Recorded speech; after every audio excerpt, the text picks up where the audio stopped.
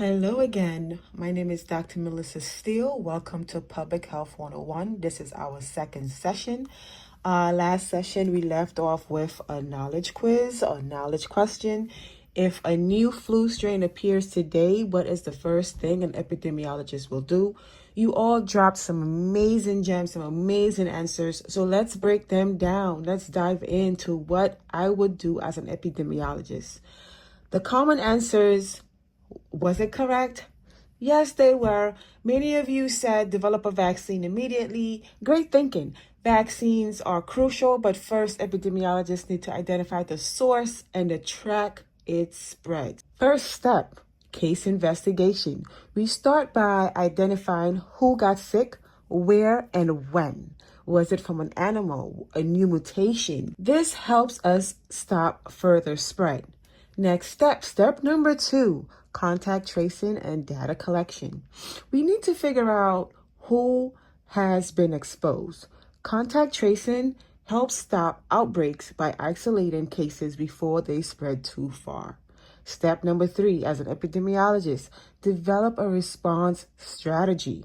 Now that public health officials work on containment, quarantine measures, early treatment, and yes, vaccine development. A lot of you said vaccine development, so yes, definitely vaccine development.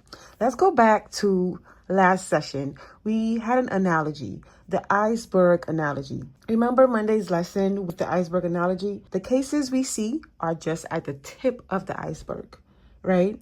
Below the surface, there are asymptomatic cases and hidden spreaders. This is why we don't just look at hospital cases. We have to study what's happening under the surface to prevent a full-blown pandemic.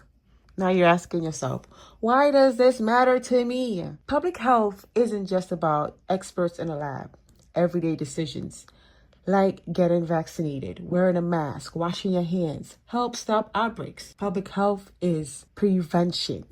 Now we are going to dive into epidemic versus pandemic versus endemic. A lot of people get those terms confused. Let's clear them up. Epidemic, a certain increase in cases in one region.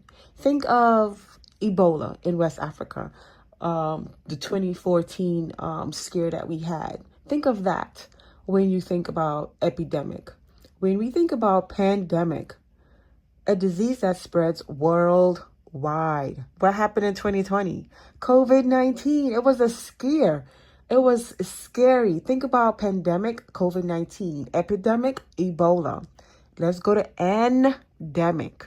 Endemic is a disease that always presents in a population at a steady rate. Think about malaria in parts of Africa. Epidemiologists track how diseases moves from one stage to another. This is why early detection is very, very critical. Real life example. Let's talk about 2009. We had a scare with the H1N1 flu pandemic.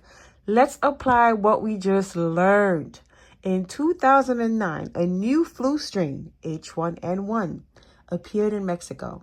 At first, it looked like a localized outbreak, an epidemic, right?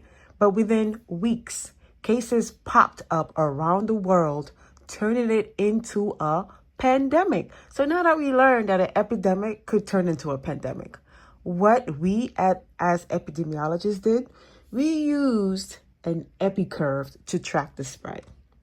We discovered the flu had jumped from pigs to humans, which is called zoonotic transmission. We also developed a vaccine within months to stop further deaths.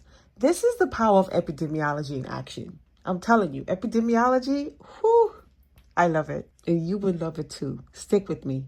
In the beginning, we talked about early detection, epicurves, right? That's step 1. Step 1, the first case appeared in March 2009 in Mexico, where people started showing severe flu-like symptoms. By April, cases spread to the US and Canada. But was this just a seasonal flu or something new? That's the question. Bing, bing, bing. Epidemiologists analyzed the epicurves, the graphs showing how the disease was spreading over time. The epicurve showed a sharp increase in cases a red flag that it was more than just a seasonal flu. The key takeaway here is tracking trends in real time helps experts like the epidemiologists predict the severity of an outbreak. With that, the step 2 for the H1N1 was identifying the origin of the transmission. The big question here is, where did this flu come from? It wasn't behaving like a regular flu strain. So epidemiologists went digging. We went digging, trying to figure out, where is this flu coming from?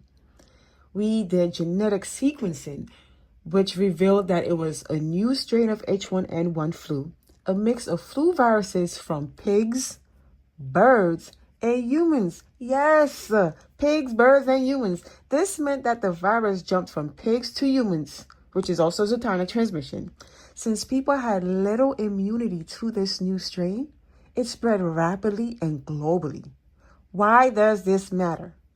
Knowing the source of a virus helps us develop targeted responses, like controlling infected animal populations and tracking exposure risk. Step 3, global spread and public health response.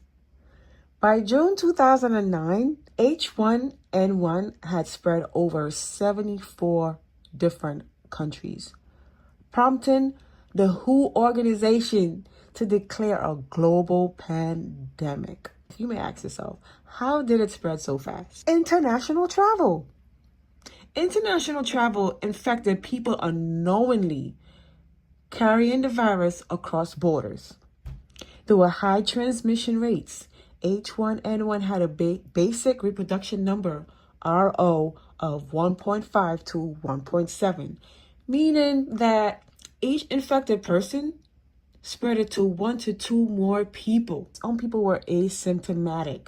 Step 4, developing a vaccine and controlling the outbreak. That's a huge step. If we go back to the first question in the beginning of the class, what happens to epidemiologists? What do they do when they first find a flu strain? Once scientists confirmed that H1N1 was spreading uncontrollably, the race was on to develop a vaccine, the same way the race was on to develop a vaccine for COVID-19. In August 2009, researchers identified key proteins in H1N1 to create an effective vaccine.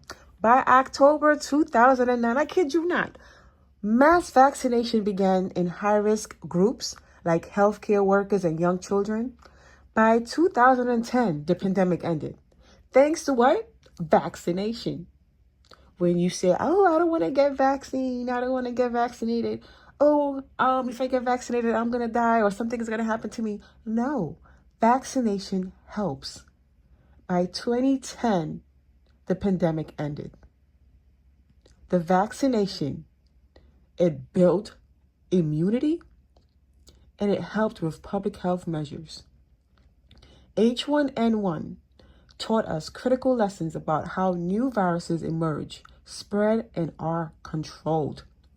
These same principles help shape how we handle COVID-19 and how we will prepare for future pandemics. Now, here's a challenge for you. If a new flu strain were detected today, what is the first thing public health officials should do? What do you think we should do? I have a few more questions for you to answer in the comments. A knowledge check.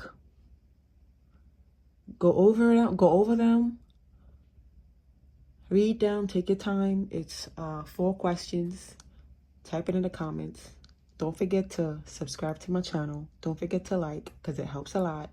Don't forget to comment your answers. We are going to go over them. I am going to chime in the comments as well. And I will let you know if you are correct or if you are wrong. But there's a few questions at the end of this presentation for you to answer. Thank you, and I will see you in the next class. Bye.